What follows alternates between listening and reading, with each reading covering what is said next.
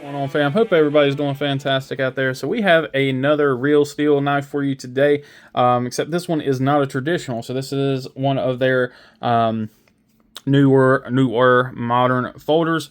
As you've already seen, it is the Sylph. I don't think this sticker matches the knife itself. It does say blue hardware and black, but that's not really all that important. As per usual, inside of a real steel box, you do get the spec card, which is always very helpful. Again, you've got a blade length of 3.5 inches, overall length of 7.3 inches. Nitro V, it is 3.3 ounces, 3.35 ounces. This is another knife from Poltergeist. They always do some really awesome design work.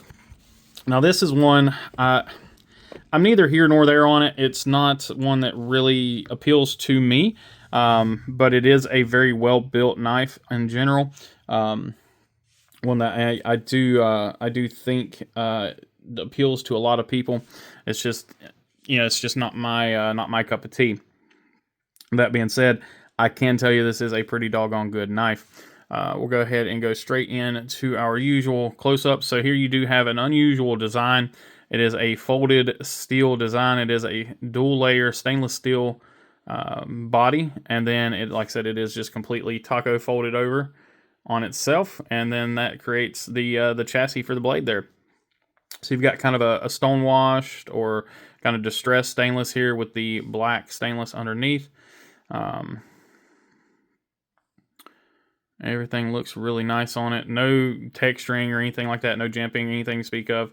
It is very deep carry. You do have reversible pocket clip. It does have a inset screw there, and you can kind of see how the clip sets in. So this isn't actually a screw hole. That's just a tab from the pocket clip goes down in there. Folded steel pocket clip. Nothing out of the ordinary there. Do have some pop of color on the clip, or excuse me, on the thumb studs there to match the body color. And then there you have the Poltergeist Design Works logo. Of course, real steel there, and you can kind of see some battle marks of this thing where it has been tested through the pass around. So here we go. Again, Nitro V steel. These guys are pretty well priced. You've got, I think they are right at $60 to $65 depending on where you get them at. So again, not too terrible for that blade steel. I enjoy seeing that pricing with these materials, so it's not a big deal at all. Got a nice kind of a drop point blade there. It's not really, I guess it is kind of a drop point. Really nice belly on this blade. Real Steel always does a pretty good job on their sharpening, so the grind looks pretty symmetrical. As per usual with them, though, we have a little bit of off on the tip. Not much on this time, not as much as it was on some of the other ones, but we do have just a little bit of off on that tip, and we can probably see that here. Let's get this to focus up. So yeah, you can see a little bit of difference there in your tip. All right, let's go ahead and pull out here and take a look at this guy. So a great little folder. I'm not going to lie. I really don't mind it at all, other than it's just aesthetically doesn't really do anything for me. I don't really care for the full stainless everything here. But you got a just a standard liner lock. Lockup's really good on it. Centering is spot on. We did not take a look at the screws on this guy, so let's go ahead and do that now. It is T6 and T8 construction. So T6s, got just a hair of wiggle there. Just a hair there. And then everything else is, the only other screw on here is the pivot screw, which is going to be a T8, and that one is done very well.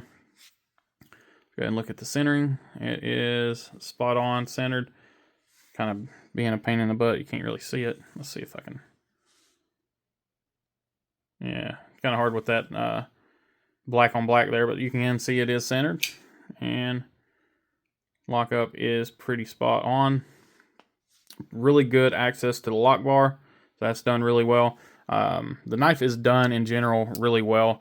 It's like I said, again, just a personal preference. It's not really a knife for me, but it is one that I could wholeheartedly recommend if it's one that you think looks good for you. You like the blade shape, you like the handles.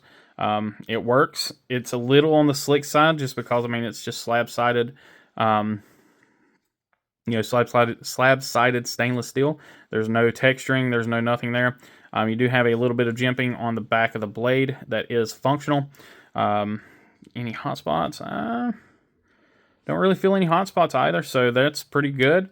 Again, just pretty good action on the knife. You can see that there. See if it will reverse flick. I'm just kind of scared because there ain't really any texture. Afraid I'm gonna throw it out of my hand. Let's see. Let's try to do it the old-fashioned way here. There you go. So I can reverse flick it. I just have to make sure I've got all the points of contact on the blade. Just again because there's zero texture at all keeping your hand on the knife. Pocket clip works well. I had it in the pocket for a little bit. Again, as per usual on the pass-around knives, we're not going to do any sort of cut tests or anything on them because by the time they get to me, these things are wore out. They're ready for a strop. They're ready for a sharpening. And, yeah, I don't want to do that and then show you guys the edge because that doesn't do anything. It doesn't show you guys the out-of-box sharpness. And then, I mean, I could show you how sharp it is now. But again, that doesn't even really show much because I don't know what the blade's been through prior to coming to me. You know, if it was one thing if I was doing an edge test and I, you know, cut a bunch of cardboard on camera, we know what kind of work it's done. We know what it's put in, and we know what to expect as far as edge retention. But again, this one, I don't have any history on it other than just knowing that I'm one of the last people in the pass round to get my hands on it. So regardless, again, as I have stated multiple times in this video, if it's one you like, pick it up. It's not worth, or excuse me, it's not one that's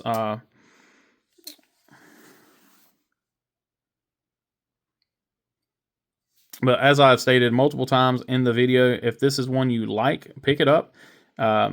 It's really worth the money. So I mean, like I said, at you know, at $60, $65, it is definitely worth that. And I think it'll make you a good blade. But other than that, guys, I appreciate y'all as always. We're going to end it here, and I just hope you guys remember to be kind, be humble, be EDC. We'll catch you on the next one.